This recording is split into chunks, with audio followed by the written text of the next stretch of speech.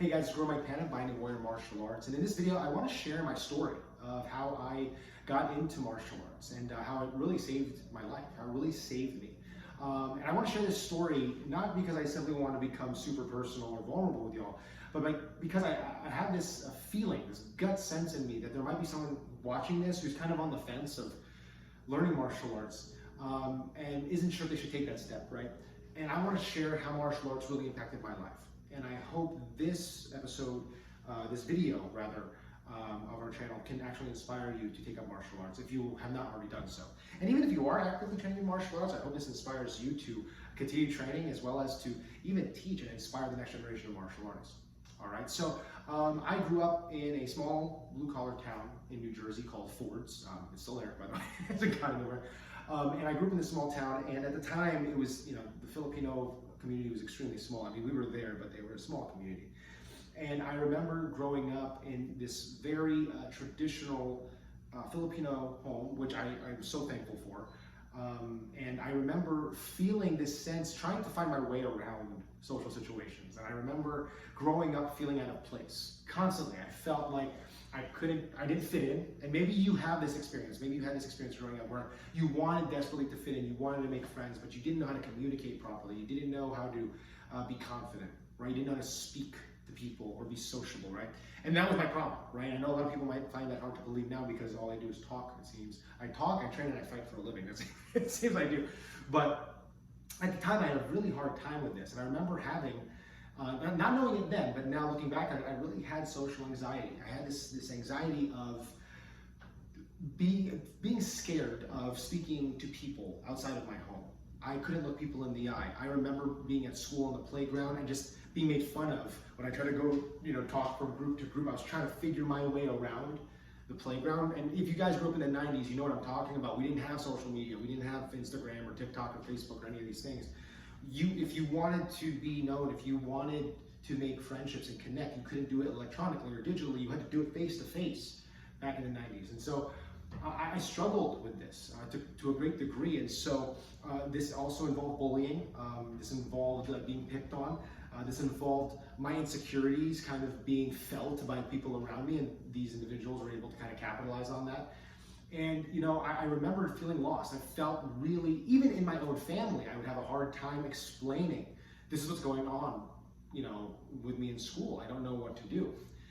And I remember the things kind of came to a head, I want to say, when I was in second grade. It's kind of like the middle of the story, rather, but I had a cousin, and her name was Kim. And Kim was my younger cousin. I believe she was 2 or 3 years old at the time, but I remember she was born with a heart condition. And I don't exactly know what the heart condition was, but I recognized early on that this heart condition was serious. But she was just like any normal kid. The only difference was her heart beat differently. And long story short, she passed away.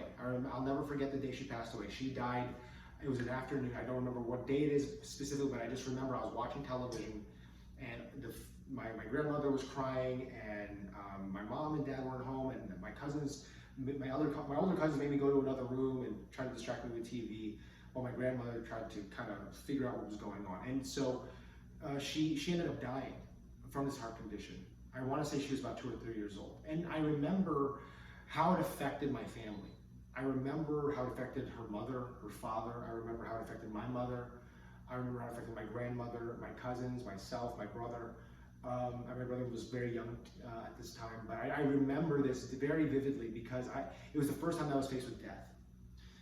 And I remember there were certain situations after that made me, made me anxious again. I already had social anxiety, and now I'm feeling this anxiousness, this fear, of death, right? And not knowing how to overcome it, and having it constantly, these reminders in my brain of what happened and what could happen to me. I mean, she died at 2, right? I mean, what could happen to me? I remember thinking that in my head.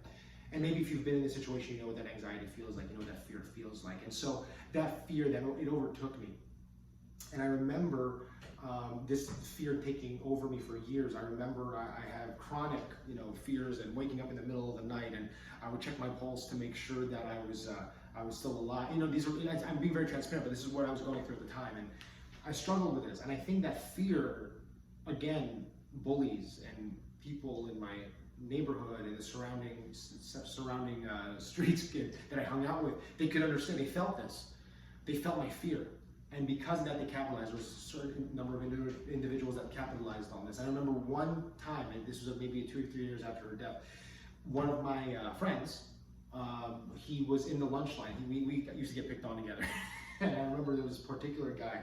He was a bully. I want to say he was 2 or 3 grades older than me.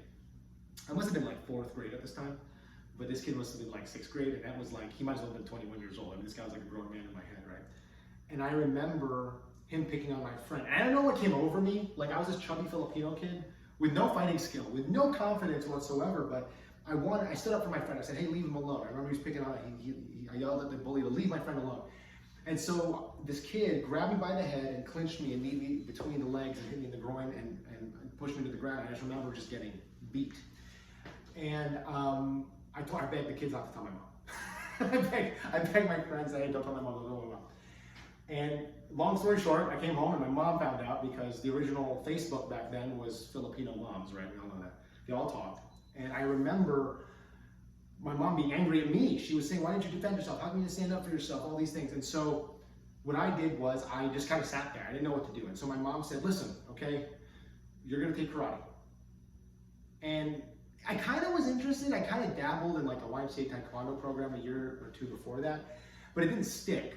And I loved the Power Rangers. I loved Three Ninjas. Shout out to you 90s kids who love Three Ninjas. All the action movies that I grew up watching as a kid. I remember being infatuated with the strength of those characters who did martial arts, but I never thought I could do it. But my mom said, listen, there's a special deal. And I found in the newspaper back in the day when you would get clipped, classified newspaper, there was like a special deal at this karate school. And you'll take, it's a 2-month trial offer. And after that, if you don't like it, you can leave, but I want you to at least start.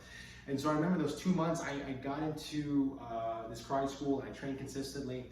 And time was to earn my yellow belt, gold belt, subsistence they call it.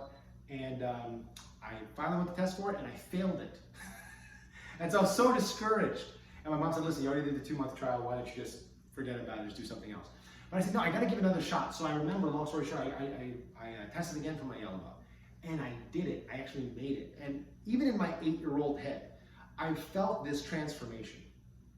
I remember it was, the only way I could describe it was like someone turned a light switch. I went from being completely dark and moody and shy and scared, and someone, as soon as I passed that test, someone flipped the light switch, and all of a sudden I felt like confident. I could look people in the eye. I felt like I accomplished something. I overcame something. And looking back on it, that test wasn't that hard, but at the time it might as well have been like a black belt test. I mean, I remember feeling that type of intensity toward the test.